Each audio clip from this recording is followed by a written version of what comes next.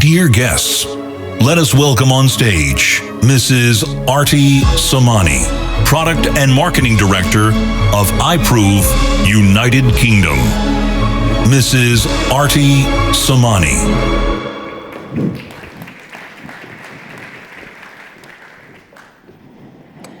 Good morning, ladies and gentlemen. Thank you for allowing me to speak here. It's an absolute delight and honor to be here today. And Alex Knoll, what a hard act to follow. I'm not sure if I can match your presentation, but I will attempt. So I'm Aarti Samani from iProov.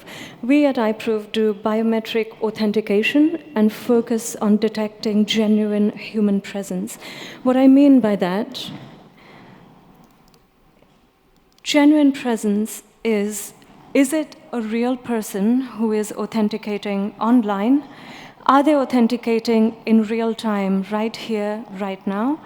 And are they the right person, i.e., do they match their trusted image? And trusted image is typically a photo on their legal identity, be it passport or driving license. Now, why is this important? So if you think about it, is it a right person?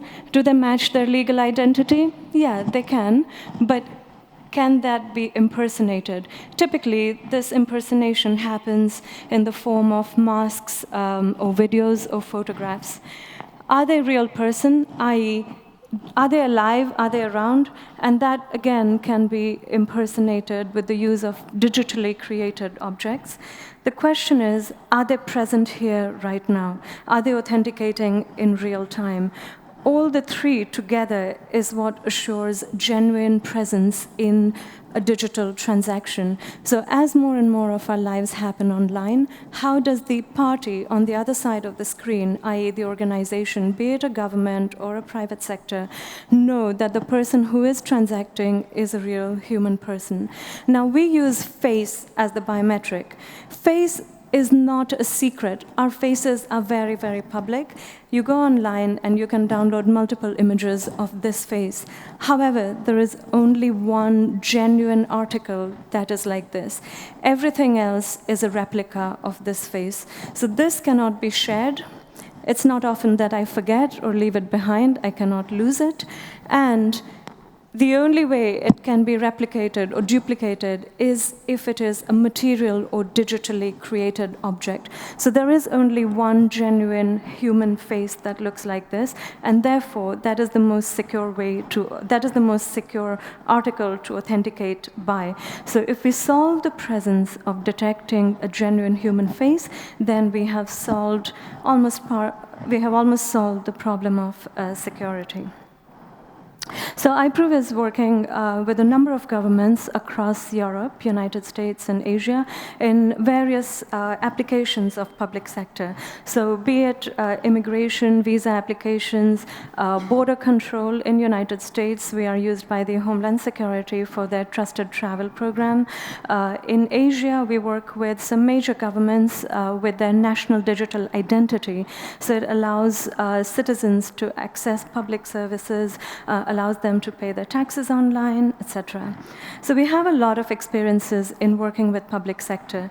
And today, I want to focus on some of the considerations that we need to take when working with these sorts of organizations and some of the lessons that we have learned along the way. So the three things that we need to take into account are effortless user experience, robust security, and enterprise-grade scalability. What do I mean by that? So typically, when it comes to authentication, the general misconception or misperception is that usability has to be compromised with security. That does not have to be the case.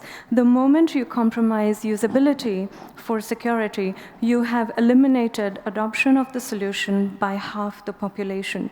So if we look at what happens typically in an authentication space, when we started out using passwords, they were very simple, but they were hacked, and so progressively they got more and more complex to the point that we now usually do not remember the various passwords across different platforms.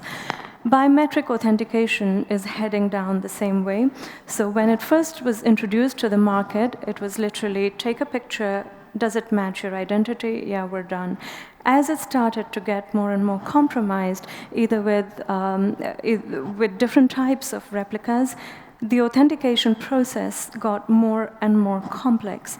Today, it's in a stage where if I'm a user, I want to make a simple transaction online with my bank, or I want to pay my taxes online, I have to nod, blink, shake my head, move my face in different ways so that I can prove that I'm a real person and I'm alive.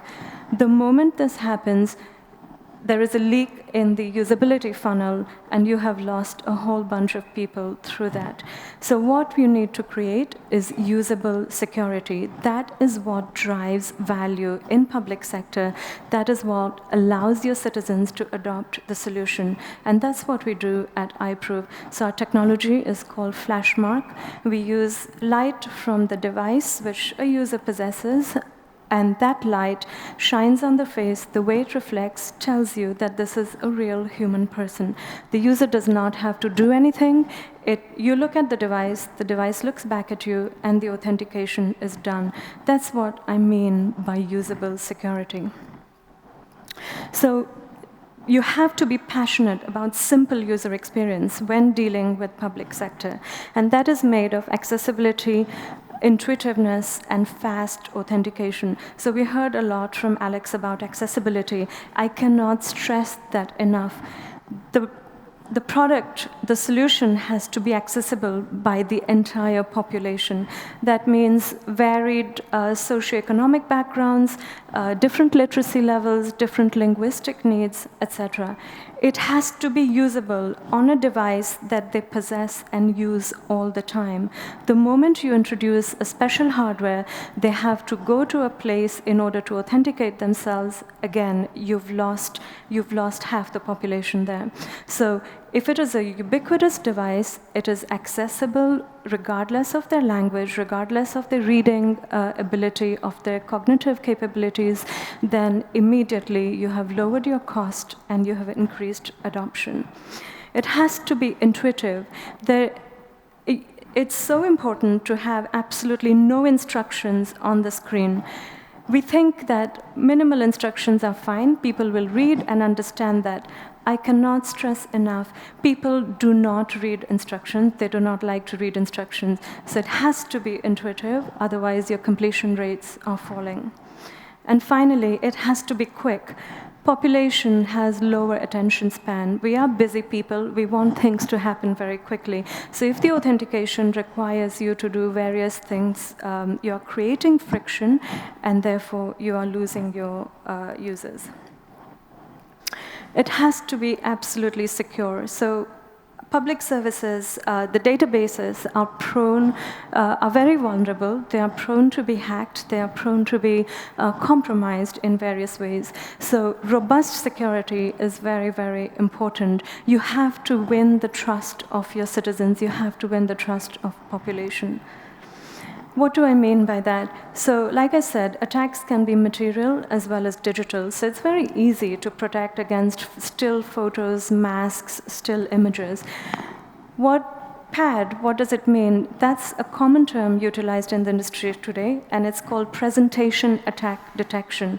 So what most vendors protect against is an attack which is presented to the sensor of the device. So typically, devices are your smartphones, your tablets, laptops, etc. They all have various sensors, and the front-facing camera is the most common one to be used. Any spoof attack or any replica of the biometric presented to that sensor is called a PAD. A lot of vendors protect against PAD. What is really ignored is RAD, which is replay attack detection. And what I mean by that is between authenticating, so i.e. data transmitting from the sensor to the cloud, there is a lot of vulnerability. At that point, the attackers can really inject, record the authentication process, and replay it back. So replay attack detection. So For the buyers out there who are buying or looking into purchasing biometric authentication solutions, please do look out for these things. PAD, yes, a lot of people do. RAD, they do not. So nothing can be trusted. Your device, your network, the sensors, the journey between the device to the cloud can all be compromised. And so you need a robust, secure solution that protects against all of this. Security is not just in anti-spoofing. There is a lot of other weaknesses. So we have to protect the data in transit, which should be encrypted. We have to protect the biometric. As I said, the database for public services are very vulnerable. So what we do is hash the biometric into an alphanumeric sequence, which cannot be decrypted. And therefore, even if somebody does get hold of this, they can do nothing with it. The user's identity has to be protected, so there is no good reason to collect personally identifiable information that matches the face. Faces are everywhere. If you do not link their identifiable information, you are protecting their users. Enterprise-grade scalability, what I mean by that? Attacks are a moving landscape. It's dynamic. If anyone tells you that my solution is the most secure and it can never be hacked, that is a lie. They are living in La La Land. Just as their R&D team and their engineering resources are working very hard to protect their solution, make it the most secure, equally, there are attackers out there who are working very hard using the same technology to break that security. So the fundamental question is not necessarily how secure is your solution, it's how secure is your solution and how quickly you can identify and defend the population against scaled attacks. So any kind of solution which is on device fundamentally is not secure, because by the time you've understood that an attack has taken place, you build a defense, and you deploy one device at a time, it's already too late. A large proportion of the population's security has been compromised. What you should be looking for is server-hosted solutions where the vendor can actually build defenses in real time. It's an arms race that happens in the cloud, and they can deploy solutions at scale. By default, when you're working with public sector, you have to work with growing population and growing transactions. So the entire population of a country is using this solution. But as adoptability increases, as more and more services are rolled out, the transaction volume grows. So the solution has to be scalable. It cannot be static. And finally, you have to keep up with tech. So you have to be able to roll out technology without service disruption. The moment there is a service disruption, you have jeopardized the government's reputation, you have lost trust in the government. The citizens have lost trust in the government. So it has to be, there has to be a mechanism to scale technology without any disruption. So those were the lessons I wanted to share with you. I would love to interact with you outside of this. Please come and find me. Thank you again.